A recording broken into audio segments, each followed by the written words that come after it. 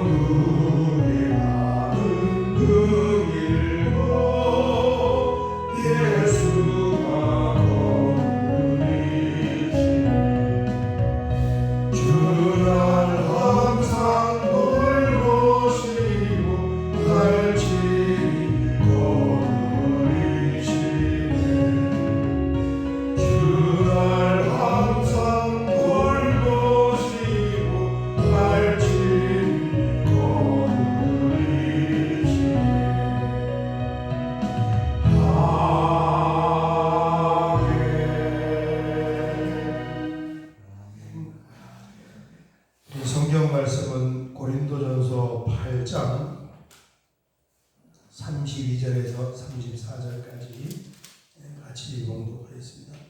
고린도전서 8장 32절에서 34절입니다. 너희가 7장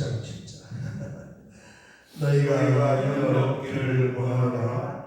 장가가지 아니할 자는 주의 일을 염려하여 어찌하여 주를 기쁘시게 할까 하되, 장가간 자는 세상 일을 염려하여 어찌하여 아내를 기쁘게 할까 하되, 마음이 달라지며 시집가지 않은 자와 처녀는 주의 일을 염려하여 몸과 영을 다 거룩하게 하려 하되, 시집간 자는 세상 일을 염려하여 어찌하여 남편을 기쁘게 할까 하느니라.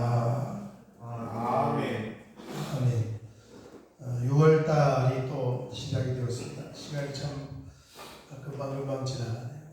6월 한 달에도 하나님께서 주시는 풍성한 은혜와 또 인도하심이 있을 수 있으시기를 주의 이름으로 축원합니다. 바울 사도가 이 초대교회 배경에서 독신을 권유한 이유는 고린도전서 7장을 보면은 세 가지나 있습니다. 첫 번째는 환난이 임박한 줄 알고 오히려 이 환난 때에는 결혼 생활하는 것이 더 고통스럽다. 그래서 독신을 권유했고, 두 번째는 이 땅에 있는 모든 것이 다 사실은 덧없는 것이기 때문에 또 독신을 추천을 했고, 세 번째 이제 오늘 함께 읽은 우리 본문인데, 혼자 이렇게 살면 정말 자유롭게 주님을 위해서 헌신을 할 수 있기 때문에 가정에 매인다는 것이 굉장히 크잖아요. 그래서 독신을 추천을 한 것입니다. 32절 너희가 염려 없기를 원하노라. 장가가지 않은 자는 주의 일을 염려하여 어찌하여야 주를 기쁘시게 할까 하되, 장가간 자는 세상 일을 염려하여 어찌하여야 아내를 기쁘게 할까 하여 마음이 갈라지며, 요게 핵심이에요. 나누어진다는 마음이. 아무리 믿음이 좋은 사람도 가정이 있으면은 하나님의 일과 가정의 일로 마음이 나누어질 수밖에 없습니다. 시집가지 않은 자와 처녀는 주의 일을 염려하여 몸과 영을 다 거룩하게 하려 하되, 시집간 자는 세상 일을 염려하여 어찌하여야 남편을 기쁘게 할까 하느니라. 아멘. 그렇습니다. 며칠 전에 그제 보니까 신문에 그 서서평 선교사님의 이야기가 마침 신문에 한 면 전체에 연재가 된 것을 보았습니다. 그 선교사님이 우리나라에 오셔서 홀로 독신으로 사셨기 때문에 정말 매이지 않고, 개인으로 보면 참 고통스러운 그런 그 인생이었지만, 그 맺어진 열매를 보면은 너무너무 보람된 그런 삶을 사신 거죠. 그래서 자신의 그 수입뿐만 아니라 모든 삶을 이 고아들과 또 미혼모들 이런 분들을 위해서 아낌없이 주고, 마지막 시신도 해부로 이렇게 기증을 하고 그러고 가셨더라고요. 그런데 이 가정이 있으면 참 복잡해져요. 왜 월급을 그렇게 쓰냐부터 해가지고, 그 서서평이라는 참 위대한 이 한 여성의 그 인생과 삶과 하나님을 향하여 드려지는 그게 가정이 있으면요, 의외로 집안에서 그냥 맨날 투닥거리고 싸우고 뒤집어지고 난리 나고 반대하고 붙잡고 그러다가 인생이 끝나버린다. 충분히 그럴 수 있어요. 그런데 매이지 않는 홀몸이었기 때문에 정말 참 우리 보통 사람은 이해할 수조차도 없는 그런 큰 일을 베풀고 또 업적을 남기고 하나님 나라를 확장을 하고 갈 수가 있었던 것입니다. 그 이야기, 그 관점을 우리가 지금 보는 거예요. 계속 보겠습니다. 35절 내가 이것을 말하면 너희의 유익을 위하며 너희에게 올무를 놓으려 함이 아니니, 오직 너희로 하여금 이치에 합당하게 하여 흐트러짐이 없이 주를 섬기게 하려 함이라. 아멘. 아멘. 사도 바울의 이 마음과 시선에는 이 하나님 중심, 복음 전파의 중심이라는 이 기준이 딱 정해진 거예요. 우리가 참 이 세상을 향하는 그런 마음을 가지고 있을 때는 이해가 잘 안 돼요. 잘 받아들여지지가 않을 수 없어요. 사도 바울이 홀로 살면서 주님의 복음을 전해보니 너무너무 좋은 거예요. 왜 있는 것 없이. 이게 바울의 영성인 거죠. 그래서 7장은 계속 독신을 이렇게 추천을 하고 있습니다. 36절 그러므로 만일 누가 자기의 약혼녀에 대한 행동이 합당하지 못한 줄로 생각할 때에 그 약혼녀의 혼기도 지나고 그같이 할 필요가 있거든, 결혼을 해야 될 것 같거든, 처녀 총각에게 주는 말씀입니다. 원하는 대로 결혼을 하라. 그것은 죄 짓는 것이 아니니 그들로 결혼하게 하라. 37절 그러나 그가 마음을 정하고 또 부득이한 일도 없고 자기 뜻대로 할 권리도 있어서 그 약혼녀를 그대로 두기로 하여도 잘하는 것이니라. 이 혼인 안 하는 것도 좋다는 거예요. 38절 그러므로 결혼하는 자도 잘하거니와 결혼하지 아니하는 자는 더 잘하는 것이니라.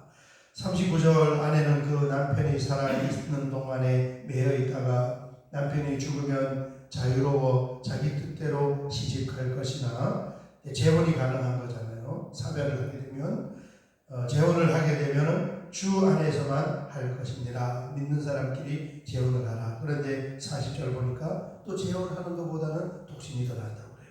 그러나 내 뜻에는 그냥 지내는 것이 더욱 복이 있으리로다. 나도 또한 하나님의 영을 받은 줄로 생각하노라. 아멘. 독신으로 있는 것이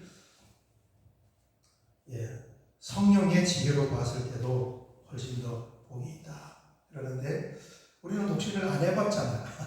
안 해봤기 때문에 아이고 혼자 사는 것이 뭐 그러냐고 거의 같이 사는 게 좋지 이렇게 생각을 하는데 혼자 사는 분한테 한번 물어봐요. 물어보면은 엄청 좋다고 그런다고.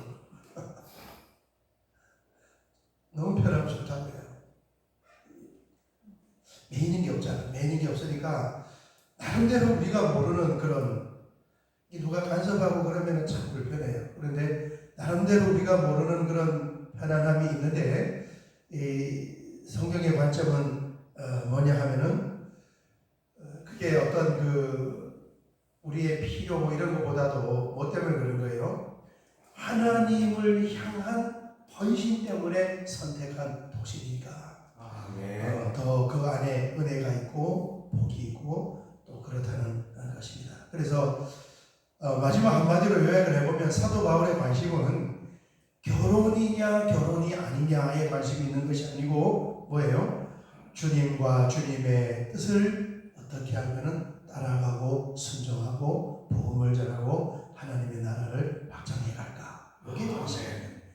결혼한 사람도 결혼한 상태로 그걸 해야 되고 또 결혼 안 한 사람도 결혼 안 한 상태로 그거 해야 되는데 오히려 그거 하기에는 혼자 사는 것이 더 좋을 수가 있다. 이런 말씀입니다. 오늘 여기까지 보고 같이 한번 기도하도록 하겠습니다. 하나님 늘 우리에게 풍성한 은혜를 허락하여 주셔서 성경을 통하여 또 우리의 믿음의 선배들의 그 삶의 모습을 통하여서 우리가 걸어가는 그 길도 힘이 하나마 보일 수 있는 그런 은혜가 있기를 원합니다. 우리 주여 한번 크게 부르고 기도드리겠습니다. 주여 아버지 하나님 감사합니다. 새로운 6월 한 달이 시작이 되고 첫날을 하나님 앞에 나와 함께 새벽을 깨우며 새벽 예배를 드리며 또 새벽에 하나님께 기도를 올려드리면서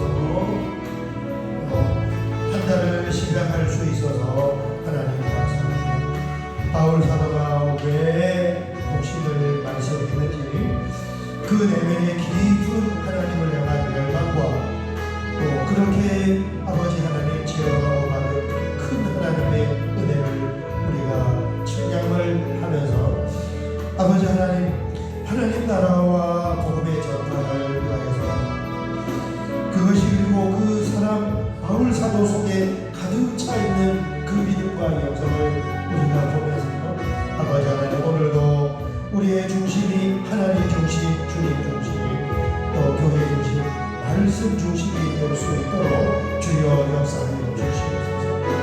오직 하나님의 은혜를 사모하며 나아가기를 원합니다. 오직 믿음으로 나아가기를 원합니다. 오직 예수 말씀으로 나아가기를 원합니다. 주여 오늘 하루도 6월 한 달도